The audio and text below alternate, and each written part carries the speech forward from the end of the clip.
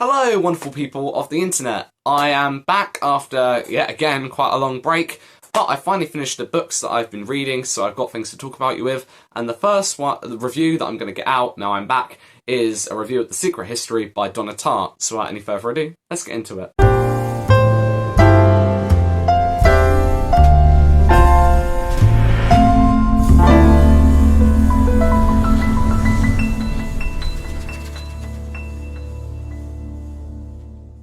So The Secret History is a book that I don't think I would ever have picked up by myself because, one, it's not a fantasy book. In fact, that is the only point. Like me saying one is if I'm about to start a list. One, it's not a fantasy book, and therefore I wouldn't have picked it up. Because I pretty much exclusively read fantasy, and I can't remember the last non-fiction. Wait. I can't remember the last non-fantasy book I read. You get the point. I don't read outside of fantasy very often, and even when I do, it's usually some kind of fiction, so I'll read like Life of Pi or The Shining behind me. I'll never go for something that is purely grounded in realism, which The Secret History is.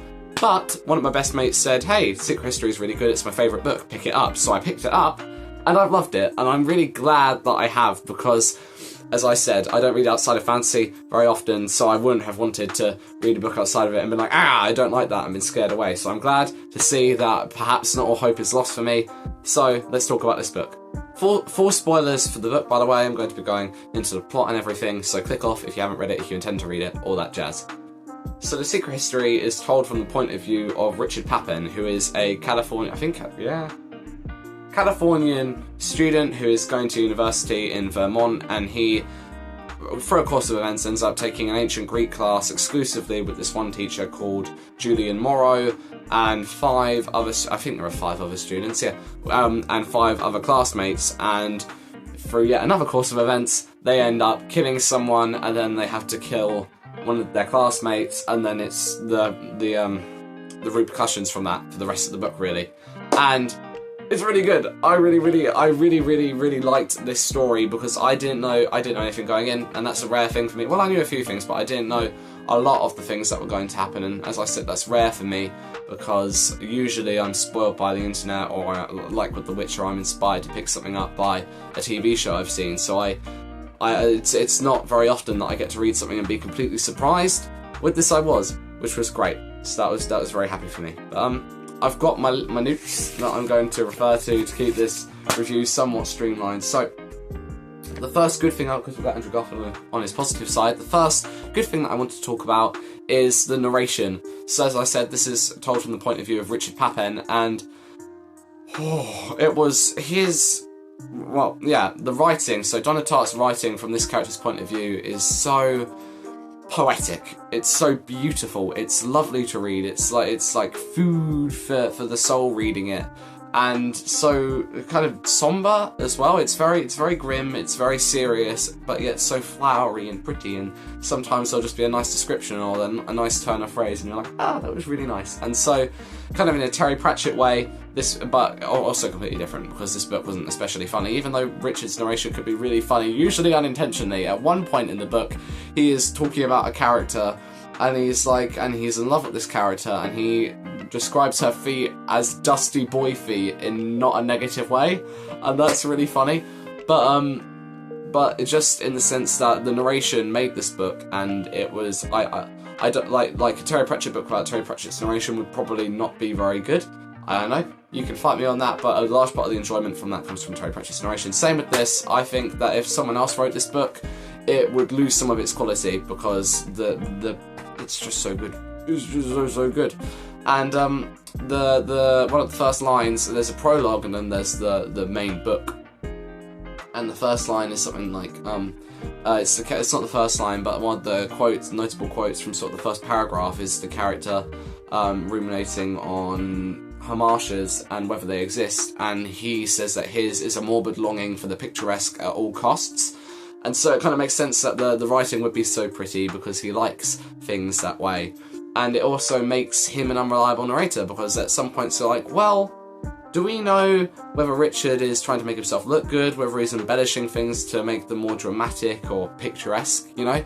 And so not only is narration really nice to read, it's also a big thinking point of the book, like how much of this can we trust, how much of this actually played out the way he's describing it. Another thing that I really liked was the characters, all of them, not just the main 7 or with the teacher and his students, but with all the side characters as well. What this book did really well in a lot of cases was show not tell with the characterization of things like that, so you pick up on the characters not so much from what they say, but just the things that they do, the way they react to things, and that's really lovely. I've thought a lot about all of these characters. I'll list their names just to get my memory going, because I finished this book about 2 weeks ago now, so it's a bit fuzzy. Camilla, Charles, Henry, Francis, Bunny, and Richard, plus Julian. And that's all of them, and all of them were so distinct. I mean, I've read some reviews where people say that a lot of the characters had no personalities at all, and the only place where this could really apply would be Camilla, but then she does have some moments where, when I was reading it, I wasn't like, this person has no personality. I couldn't quite tell you what her personality is, like, she's quite cold, I guess. But, the excuse for that is that Richard is in love with her, and his picturesque thing, he's kind of probably not viewing her as a person. He views her as this object of his desire, and how beautiful on the outside she is, and how majestic she is, and so he never got to know her for who she was, and so therefore in the story she's never really much of a person. That's what I've heard, is that whole deal, and if so, that's really cool. But like, all the characters had personalities. Like Charles is someone once said that Charles had no personality in a review that I read, and Charles is the one that I kind of got the most. Because when I finished it, I thought I'm going to try and think of homages for the rest of the characters in the same way Richard is his picturesque thing. And the only one I could think of was Charles's, and that was an inability to control his vices. Because throughout the book, he like becomes an alcoholic, he becomes abusive to it. There was incest, by the way, which is completely disgusting.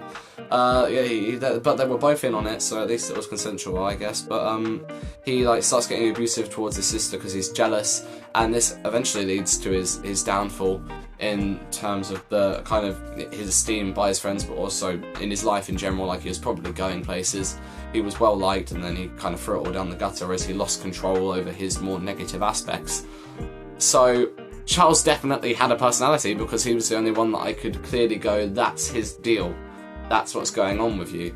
The rest of them, I would find it harder to pinpoint, but I'd love to hear your opinions if you've read this book. I know this book has quite a big following, so hopefully I can reel a few Secret History enjoyers in who have more developed opinions on it than I do, because a lot of this, I'm probably just skimming the surface, because this comes across as a very deep book with a lot to unpack, and I've not unpacked it, so I can't really give much insight into a lot of what this book is trying to say.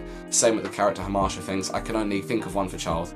But I digress massively. All the characters, I really, really liked, in particular, Bunny and Henry. I hated Bunny throughout the entire first half of the book, because he was mean, and it was like, you asshole. And then throughout the second half of the book, I was like, oh my gosh, Bunny, because he's the one they kill, because he finds out that Henry and the rest of the students, excluding Richard, were involved in doing like a cult ritual, and then killed a farmer. And so he kind of loses it at that. He's like, well, that's not okay, and he gets paranoid that he's going to die, and that's why he's mean to everyone. But the narration is so brilliant that it makes me hate him for that, which is, like, you shouldn't, but I'm sitting there thinking, how dare this asshole be mean about this guy's jacket, or how dare this man bully the murderer? It's like, it was brilliant how they did that. But then in the second half, I was like, oh my god, Bunny, I miss you, because that's how then the characters were feeling after. And Henry is, either a sociopath or a psychopath, I'm not sure which one. But his whole deal, he was a very interesting character, because he was very intimidating, and then he kind of got very warm, and you liked him, and it was all his charisma. And then, once the murder was done, and his kind of spell wore off, he became this cold, imposing, mysterious figure again, and I thought that was really... Like, he was the one I kind of got the least. Like, I understand, like, it's hard to explain, but like, I couldn't pinpoint Henry, apart from the fact that there's something very, very wrong with this man, you know, but I couldn't go, that is exactly Henry's deal. And I think that was masterfully done as well. And yeah, again, how like, I really, really liked him. He was like awesome in the first half, and then in the second half I started being like, this guy is horrible and I don't like him.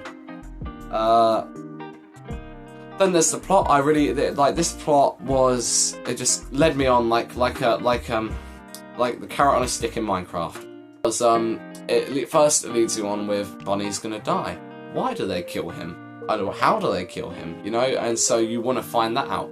Then kind of halfway through the book, Bonnie dies, they've killed him. And now it's like, oh my god, are they going to get away with this? What's going to happen? And then the book's over. And so it was just constantly making me read it, wanted to know what happened next. It was really, really good. And like there were big chunks of this book, 100-page long sections of this book where nothing happened really. It was just kind of like the characters being nervous and then they're being like, are they going to find the body? They're going to find the body, but they're not finding the body. But it's just little things happening. And it was the most tense thing I'd ever read. And I just don't know how Donna Tartt did that, but it was incredible.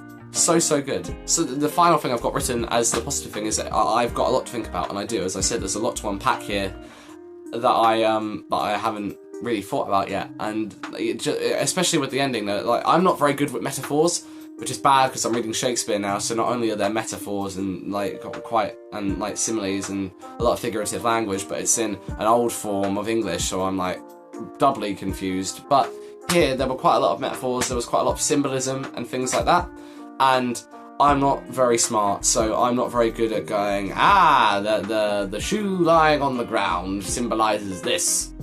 This book was me feeling a lot of vague emotions and kind of getting a vague sense of an idea and being like, yes, that's that. And then kind of moving on and then feeling that way about another thing. So I do need to think about them a lot and kind of... can't think of the word. I guess solidify the ideas and give them shape and figure out what is being said, what things mean beyond just vague feelings. But I really, really like that, and it's the same with the characters, it's the same with a lot of the things in this book. Especially with whether they actually killed the guy, because one of the theories is that it was an animal attack, because they see some weird, like, cat thing, I believe, at one point, and they're like, what the hell was that? Like, was it a cougar or something? And people think that maybe it was that killed the farmer, because this farmer was, like, ripped open, he was brutalised, whereas most of the people account it as, like, Henry punched him and it broke his neck, but then why was his stomach torn open? So, like, either you can have it as animal attack and they think they did it, or this is really messed up and these children, like, ravaged this body while they were in this trance induced by the ritual they did. Either way, I really like it. But yeah, again, lots to think about. Same with the unreliable narrator stuff with Richard. There is a flip side to that, and I'm going to flip Andrew Garfield around for that. Is he sitting properly? Yeah! Okay, so the only negative that I can give for this book is that I didn't really get it in a lot of the places. Like I left the book feeling like that felt very intellectual, that felt very meaningful, and I've not picked up on any of it. So that's more of a negative experience for me, not so much the book itself, but I left it feeling kind of like, yes, things were being said. Look, there was this metaphor at the end where Richard had a dream where he met Henry in this like big room, and there was this like image in the middle of the world, and it was different historical landmarks, and Richard says something like, are you happy here, to Henry, and Henry says no, but are you happy where you are? And they say, and then Richard says no, and then the book kind of ends, and I was like that felt really meaningful, but I don't know what it meant. And so I would like people to tell me what they thought and their theories about all this stuff and their takes on a lot of the themes of the book. Like, a lot of horrible things happen, like the twins sleeping with each other, like especially that bit, that just kind of like happened, and I was like, it's certainly interesting for the characters and conflict and stuff, but it was like, I wonder why that was put in there. I wonder what Donna Tartt is trying to get across, because with a lot of the people they come across as these really these paragons. Richard views them as these kind of, he really looks up to them, he really reveres them, and then the book is them slowly unravelling and being revealed to be just normal people with very big flaws. But I don't really know what that means. I'm going to stop going on about this because I'm going to just sit here going, I don't know what that means for ages, but you get what I mean. If you have theories, if you have takes, put them down below because I'd really like to know. But that is my own issue with the book, and so I can't let that taint my opinion of it or my final verdict on the book's quality. So I can't remember what I gave this on Goodreads. I think I gave it 5 stars. and I stand by that if I did. If I give it 4 stars, I'll boost it up to 5 stars now. This book is impeccably written, the characters are great, the plot is enthralling, and it's very meaningful, but I don't know how. That's my final verdict on The Secret History, and I really enjoyed it, and I'm really, really glad I read it. And I'm feeling kind of encouraged to read outside fantasy a bit more. Like, I'm reading Shakespeare, which isn't fantasy, but I'm doing, like, dip my toes into things. I've got on my Goodreads account, which I think I've got linked in the channel description somewhere. I've got a want to read thing, and all the 5 books on there are the next 5 books that I intend to read, and then I swap them out as I go through them. And on there you'll find Mythos by Stephen Fry. I want to get into a bit of, you know, kind of non-fiction, because obviously it's not real, but it's the, well, maybe it is real, but it's the account of historic beliefs and things like that. So I'm going to read that next. I want to start exploring a bit more. Of course, I'm still going to read fantasy. I'm getting into Brando Sando, and I need to read Pyramids by Terry Pratchett. That is what I'm going to read after the book that I'm going to be reading now, which is All That's Left in the World, which is my girlfriend's favourite book, and I would really, you know, obviously I want to know what that's all about, so we're going to give that a look, and then we'll get on to Pyramids. So it's, you know, exciting times. I'm broadening my horizons just a bit, just teensy little bit, and I'm really happy about reading this book. So you can expect a review of The Two Gentlemen of Verona soon.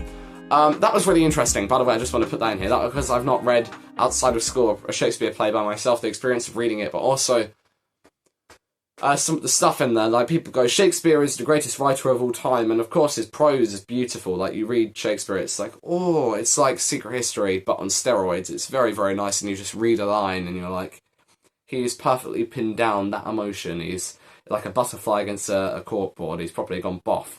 That's that emotion in this line, and it's amazing. But as far as the plot goes, some of the stuff that happens, I know this is his first play, debatably, people don't actually know, but what I've read, I believe, is what people say is his first play. As far as plot and characters go, it wasn't the best, so it's like interesting. I'm going to have some spicy meatballs to throw around with Shakespeare, I think, as I go through his bibliography, which is what I'm going to be doing. But that's a quick side note. We'll end this video here. Thank you all so much for watching. Sorry that I've been away for so long. And I'm going to try and upload a bit more regularly now. At least you can expect another video coming. Then there might be a bit more of a break while I finish All That's Left in the World. But that won't take me too long, I don't think. So thank you all for watching, and I'll see you all in the next video. Have a good one. Bye.